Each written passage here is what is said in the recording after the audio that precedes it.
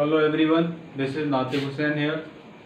Welcome you all on our YouTube channel NH Academy. मैं हूं नातिक, स्वागत है आप सभी का मेरे YouTube चैनल NH Academy में। तो आज की वीडियो में हम बात करने वाले हैं क्लास 9 के फिजिक्स के चैप्टर नंबर 1 मोशन के बारे में। तो बेसिकली मोशन की अगर हम बात करें तो मोशन क्या होता है। अगर अभी तक आपने हमारा चैनल सब्सक्राइब नहीं किया है तो पहले आपसे गुजारिश है कि चैनल को सब्सक्राइब करें और साथ में बेल आइकन को दबाना ना भूलें ताकि हमारी जो न्यू वीडियोस आए उसकी अपडेट आपके पास पहुंचती रहे। तो चलिए अब वीडियो स्टार्ट करते हैं। तो बेसिकली अगर मैं मोशन की बात करूँ तो मोशन अगर मैं आपसे पूछूँ व्हाट इज़ मोशन, तो आप लोग सब जानते हैं कि मोशन क्या है।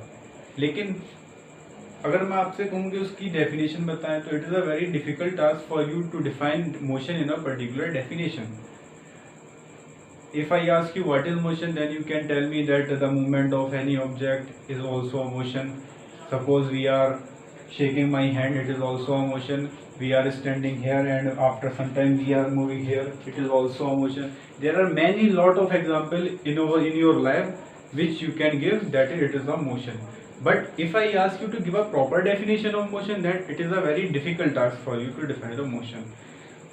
If I ask to give a motion in a particular word, describe motion in a particular word or a particular meaning, and it is also a very difficult task for you to define in a motion.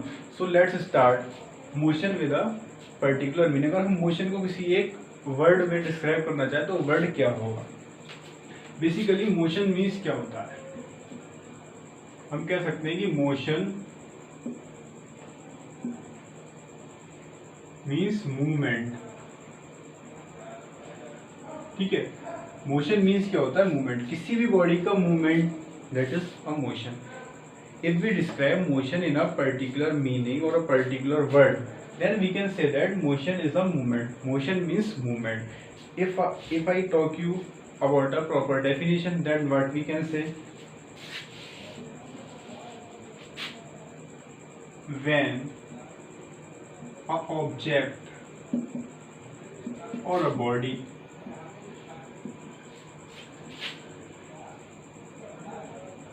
change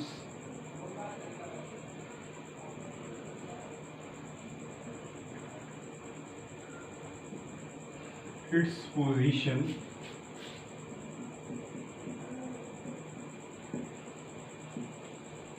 with respect to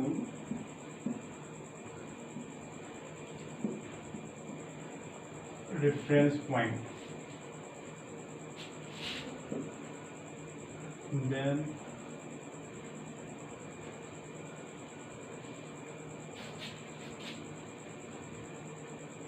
we can say that body is in motion। ठीक है, हम क्या कह सकते हैं कि when a body or a object change its position with respect to a reference point। अब यहाँ पे एक नया वर्ड आया हमारा रेफरेंस पॉइंट। तो मोशन क्या होता है, मोशन मीन्स होता है movement, movement of a body with respect to reference point. अब हम बात करते हैं रेफरेंस पॉइंट की। रेफरेंस पॉइंट क्या है, अगर मैं बेसिकली रेफरेंस पॉइंट की बात करूं तो रेफरेंस पॉइंट वो पॉइंट है जहां से हम बॉडी के मूवमेंट को ऑब्जर्व करते हैं। For example, it is a point A, a person is standing at a point A and after some times it reached to B। एक आदमी ए पॉइंट पे खड़ा था, कुछ समय बाद वो बी पे पहुंच गया। तो उसने क्या करा, मोशन करा, मतलब ए से बी तक आया तो उसने क्या करा, मोशन करा। तो रेफरेंस पॉइंट क्या है कि जहां से हमने बॉडी को ऑब्जर्व करा। बॉडी को हम ऑब्जर्व कहां से कर रहे हैं, ए पॉइंट से कर रहे हैं। तो ए क्या हो गया, हमारा रेफरेंस पॉइंट हो गया। अब रेफरेंस पॉइंट का जो है एग्जाम्पल मैं आपको देकर समझाऊं।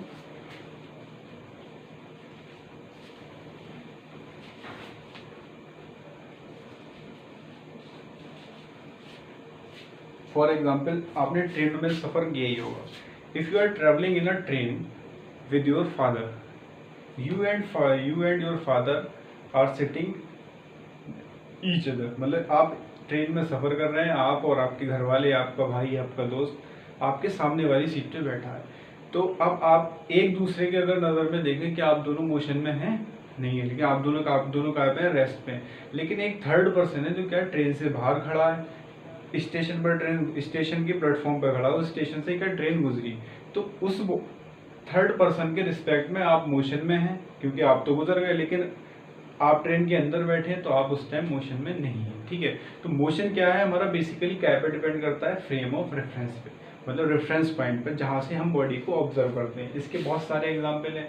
फॉर एग्जाम्पल अर्थ जो है हमारी रोटेट कर रही है, तो बहुत से लोग कहते हैं कि अर्थ रोटेट कर रही है तो हमें पता क्यों नहीं चलता, इसलिए नहीं पता चलता क्योंकि अर्थ क्या है, एक मतलब जिस तरीके से हम एक ट्रेन के अंदर बैठते हैं, किसी व्हीकल के अंदर बैठते हैं, उसमें जो हम 2 लोग या 4 लोग बैठे हैं तो हम एक दूसरे के रिस्पेक्ट में क्या है, रेस्ट पे होते हैं, लेकिन हम थर्ड पर्सन जो हमें बाहर से ऑब्जर्व कर रहा है उसके रिस्पेक्ट में हम मोशन में होंगे।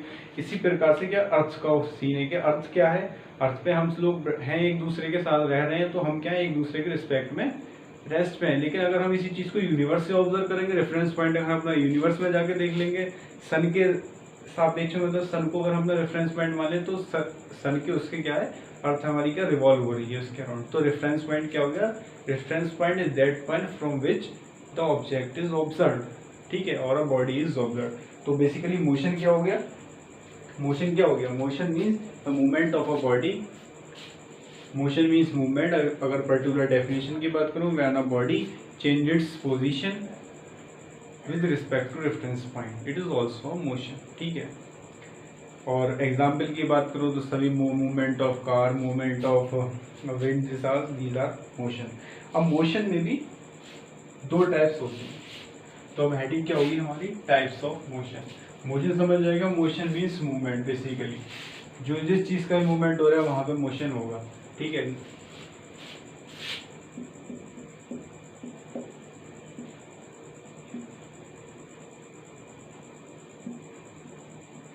अब टाइप्स ऑफ मोशन की बात करता हूँ। मोशन क्या हमारे 2 टाइप्स के होते हैं, एक होता है हमारा यूनिफॉर्म मोशन, और सेकंड होता है हमारा non uniform.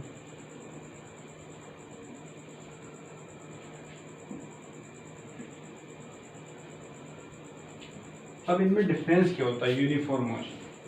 For example,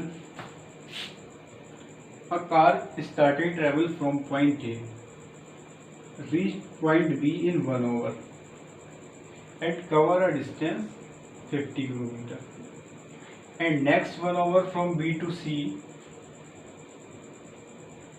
it take again 1 hour and cover a distance 50 km, and again next 1 hour from C to D, it take 1 hour and cover a distance 50 km.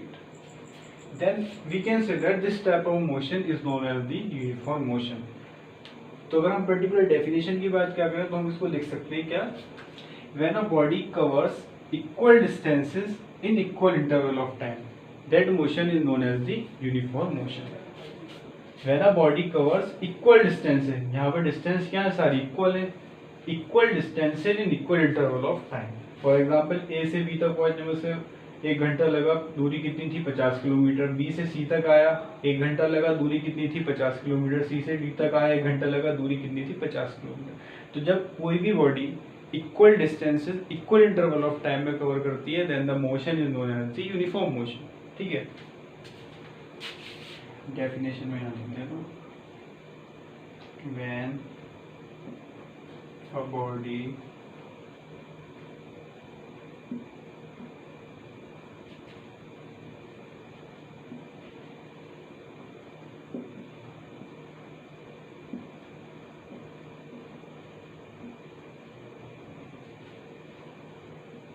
then the motion is known as uniform motion। ठीक है, when a body covers equal distance in equal interval of time, then the motion is known as the uniform motion। ठीक है, अब बात करते हैं हम non uniform motion की। नॉन यूनिफॉर्म मोशन क्या होता है, for example, a car starting travel from point A reach to point B in 1 hour and cover a distance 80 kilometer. And next 1 hour from B to C, it also take 1 hour but covers, in this time it covers only 50 kilometer. And next 1 hour from C to D, it also take 1 hour but this time it's cover a distance 60 kilometre. ठीक, मतलब क्या हुआ, एक car ए point से चली B पे पहुंची 1 घंटे में, इस डिस्टेंस कितना कवर करा 80 किलोमीटर. बी से सी पे आई 1 घंटे में, डिस्टेंस कितना करा 50 किलोमीटर. सी से डी पे आई, डिस्टेंस कितना करा 60 किलोमीटर. मतलब क्या हुआ, ए से बी पे पहुंचने में 1 घंटा लगा, अब पहले 1 घंटे में उसने 80 किलोमीटर कवर करा, दूसरे घंटे में 50 किलोमीटर कवर करा और तीसरे घंटे में 60 किलोमीटर कवर. अगर मैं इसी से इसकी डेफिनेशन बताना चाहूँ तो क्या होगी, when a body covers unequal distances in equal interval of time, we can say that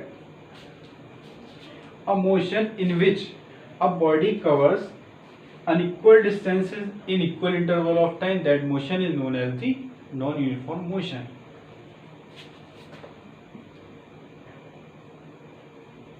When a body covers unequal distances in equal interval,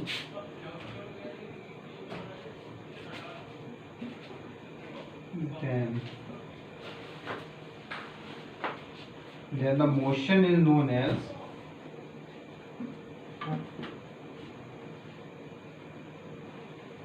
non-uniform motion.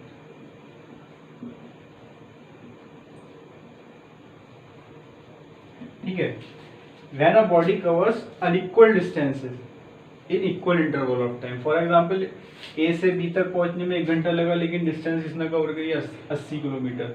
B से C तक 1 घंटा लगा, डिस्टेंस कितना करा 25 किलोमीटर. C से D तक गया 1 घंटा लगा, डिस्टेंस कितना करा 60 किलोमीटर. मतलब हर घंटे में अनइक्वल डिस्टेंसेस ने कवर करा. तो ये मोशन कौन सा हो जाएगा हमारा, नॉन यूनिफॉर्म मोशन. अगर हम बात करते हैं यूनिफॉर्म मोशन की, तो यूनिफॉर्म मोशन में क्या होता है कि जब कोई body equal distance in equal interval of time करती है, मतलब अगर 1 घंटे में वो 80 किलोमीटर करा तो अगले घंटे में भी 80 किलोमीटर करेगी, नेक्स्ट 1 आवर में भी 80 किलोमीटर कवर करेगी. तो that motion is known as the uniform motion. तो हमने अभी तक क्या पढ़ा, motions, reference points and types of motion. Motion के बारे में हमने क्या पढ़ा कि मोशन क्या होता है, मूवमेंट ऑफ अ बॉडी, मतलब किसी भी बॉडी का मूवमेंट है, किसी बॉडी कुछ भी हो सकती है, किसी भी ऑब्जेक्ट का मूवमेंट, किसी बॉडी का मूवमेंट क्या होता है, मोशन होता है. अगर हम इसकी पर्टिकुलर डेफिनेशन की बात करें तो हम ये कह सकते हैं, when a body change its position with respect to time, continuously changing its position with respect to time और a reference point. Reference point क्या बताया, रेफरेंस पॉइंट वो पॉइंट होता है जहाँ से हम बॉडी को ऑब्जर्व करते हैं. अगर मैं यहाँ पे खड़ा हूँ, मेरे सामने से कोई निकल जाए तो मेरी नज़र में वो क्या होगा, मोशन में होगा. लेकिन उसके साथ में एक पैरेलल, मतलब बराबर से उसके एक आदमी चल रहा है, वो दोनों के साथ में चल रहे हैं, तो अगर उन दोनों के एक दूसरे के नजरिए से देखा जाए तो वो दोनों क्या होंगे, रेस्ट पे होंगे. ठीक है, तो मोशन हमने समझा, मोशन में movement, types of motion, uniform और non uniform.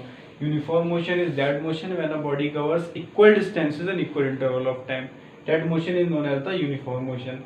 Non uniform motion is that motion when a body covers unequal distances in equal interval of time, मतलब टाइम इंटरवल सेम होगा बट डिस्टेंसेस क्या होगी, वहाँ पे डिफरेंस होगी. तो आज की वीडियो को यहीं पे एंड करते हैं, मिलते हैं नेक्स्ट वीडियो में.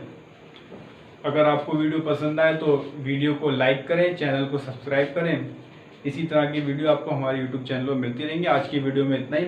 नेक्स्ट वीडियो में इससे आगे की बात करेंगे स्पीड, डिस्टेंस, डिस्प्लेसमेंट के बारे में. Thank you for watching the video.